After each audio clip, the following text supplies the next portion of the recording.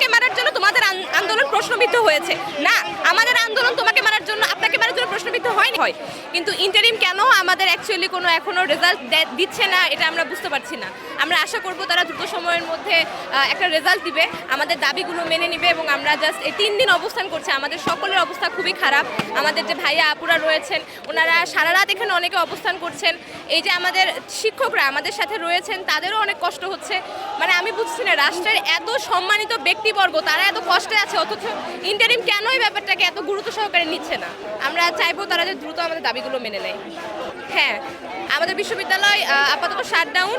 যতদিন পর্যন্ত আমাদের কোনো দাবি না মানা হবে আমরা আসলে বিশ্ববিদ্যালয়ে কোনো কার্যক্রম শুরু করছি না। কারণ বিশ্ববিদ্যালয়ের কোনো রকমের ফ্যাসিলিটিস যেহেতু আমরা পাচ্ছি না, তাহলে বিশ্ববিদ্যালয়ে থাকা না থাকা আমাদের কাছে মনে হচ্ছে যে এখন সমান। কারণ বিশ্ববিদ্যালয়ের মৌলিক কিন্তু একটা যে কাঠামো, একটা আবাসন ব্যবস্থা শিক্ষক এবং শিক্ষার্থীদের, সেটাই আমাদের নেই।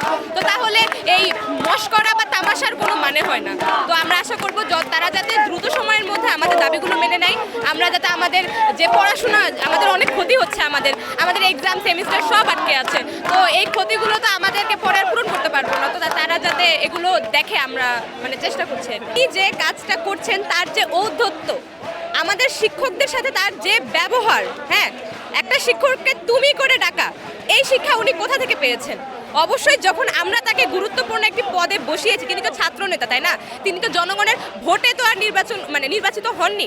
তিনি হয়েছেন আমাদের সম্মতিতে, যাতে তিনি আমাদের দাবিগুলো বা এই যে রাষ্ট্র চালানোর ব্যাপারে যাতে ছাত্রদের একটা মতামত থাকে, তিনি যাতে সেটা নিয়ে যায় প্রশাসনের কাছে দেন, এর কারণে তাকে সেই গুরুত্বপূর্ণ পদে বসানো। বাট তিনি কি করছেন? তিনি সেখানে গিয়ে তার ক্ষমতার জাহির করছেন। তিনি বলতেছেন আমি একজন মন্ত্রী। তুমি মন্ত্রী হইছো কোত্থেকে? তোমাকে তো মন্ত্রী বানানো হয়েছে, রাইট? যেই কাজে বানানো হয়েছে তুমি যদি সেই কাজটা না করো তাহলে আমরা তো সমালোচনা করবই। তার গতকালকের যে ব্যবহার, একটা বোতল পড়েছে, হ্যাঁ, সেটা নিয়ে আমরা আসলে দুঃখ প্রকাশ করছি। এটা হয়তো বা তার যে এসে যে কথা বলা যে হয়তো পুলিশ মেরেছে, সে কি জানে না পুলিশ মেরেছে?